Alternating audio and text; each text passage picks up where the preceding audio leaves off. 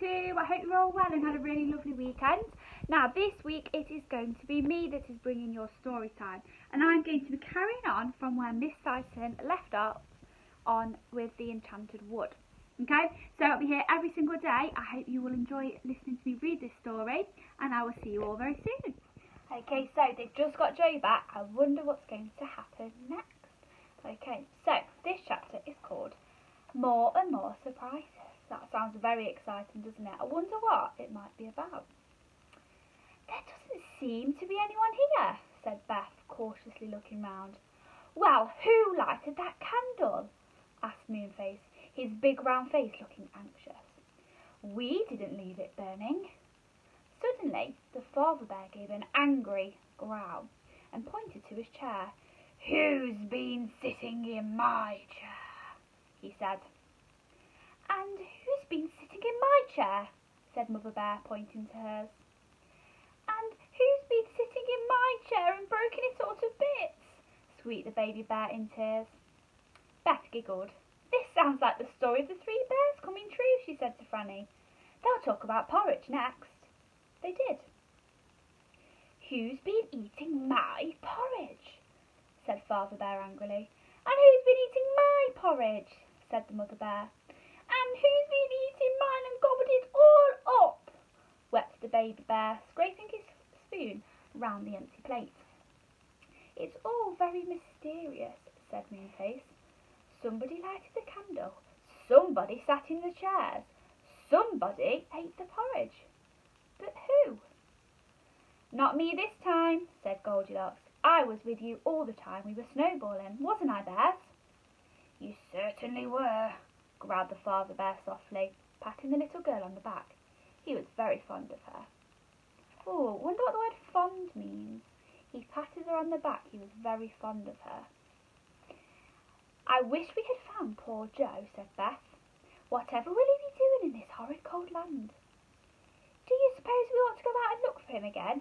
Said Franny, shivering as she thought of the ice-cold wind outside. No, said Moonface decidedly. No one is going out of this cottage again till we're safely in the wood at home. I'm afraid we can't possibly rescue Joe now. What's that noise? Said Goldilocks suddenly. Everybody listened. Someone was snoring softly in the next room. We never thought of looking there, said Moonface. Who can it be? Shh, said Goldilocks. If we can catch him asleep, we can hold him tight and he won't be able to get away. But if he wakes up, he might be fierce. They tiptoed to the door of the bedroom. One by one, they squeezed through. Who's been lying on my bed? Said the father bear in a growly voice. Shh, said Moonface crossly. Who's been lying on my bed? Said the mother bear. Shh, said everyone. And who's been laying on my bed and is fast asleep still there? Said baby bear. Everyone stared at the cot. Yes, there was someone in there. Someone covered in white. Was it a polar bear? It's a white bear, said Moonface, half frightened. Let's lock him up before he wakes, said the father bear. He might think we are all enemies. They all rushed out of the little room and slammed the door shut with a loud bang, locking it behind them. He's caught, said Moonface joyfully. Joe awoke with a jump. Who had locked him in? Had the magic snowman caught him again? He began to shout and bang on the door, and then Beth and Franny recognised his voice and yelled loudly.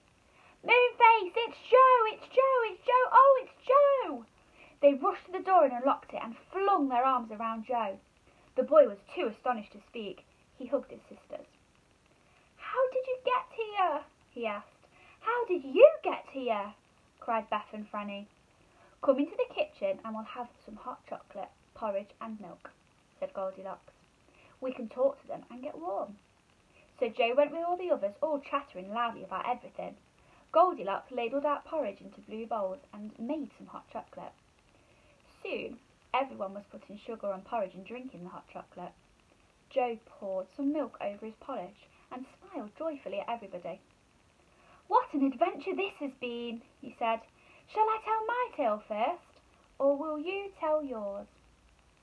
He told his, and then Beth told how Moonface had gone to the three bears for their help and all about the first snowball battle. "It's a pity about the battle," said the father bear mournfully. "The white bears are cousins of ours and have always been friendly. Now they seem to be enemies." "Let's hope they don't discover our cottage," said Goldilocks, eating her hot porridge. "Moonface, hadn't we better make some magic and get back to the wood?" Plenty of time," said Moonface, pouring himself a cup of hot chocolate. But you know, there wasn't plenty of time, for just at that moment Goldilocks gave a scream and pointed to the window. "Someone's locked in," she said. "Don't be silly," said Moonface. "I'm not, I tell you, somebody looked in. Who could it be?" "The handle of the door is moving," yelled Moonface, and he leapt to the door. In a flash he had locked it and bolted it. The father bear got up and went to the window. He looked out into the snowstorm. "I can't see anything," he said, and then growled loudly, "Yes, I can see the white bears. They have surrounded our cottage. Now what shall we do?" "Well, they can't get in at the door, and they certainly shan't get in the window," said Moonface, looking fierce. The door shut, but it held well. Somebody battered on it. "We shan't let you in," yelled Joe. "If anyone tries to shut open the window and break it, I'll throw the kettle at him," shouted Moonface, who was dancing about waving the kettle in the air. "Moonface, that kettle has got hot water in," said Franny. "Do be careful, you nearly dropped some on me." "I'll drop it on any bear that dares to come here," yelled Moonface, splattering the room with steaming drops. "Oh dear," said Beth. "Hide behind the bed, Franny. It seems to me that Moonface is almost as dangerous as the bears." Moonface soon realised that they were right, and that waving a hot kettle around was a foolish and dangerous thing to do. So he put it down again, gently. Then the father bear had an idea, and dragged the big table across the room to block the door. Things were getting exciting. Joe and the girls were frightened, but they couldn't help but feel terribly thrilled too.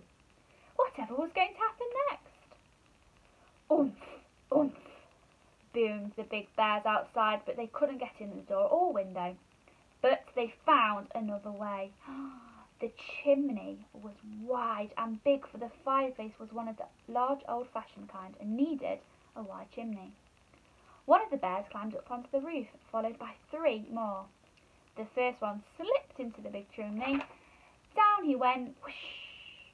Down went another, and the third, and the fourth. They landed with a crash to the big hearth and hurriedly jumped away from the flames on the fire. "Surrender!" they cried to the startled children bears. "Surrender! The magic snowman is outside. Let him in." Oh my goodness me. Okay, I wonder what's going to happen next. I can't wait to see what happens next. The next chapter is actually called What Happened to the Snowman. So I want you to think about that title, What Happened to the Snowman, and have a think, what might you predict will happen in the next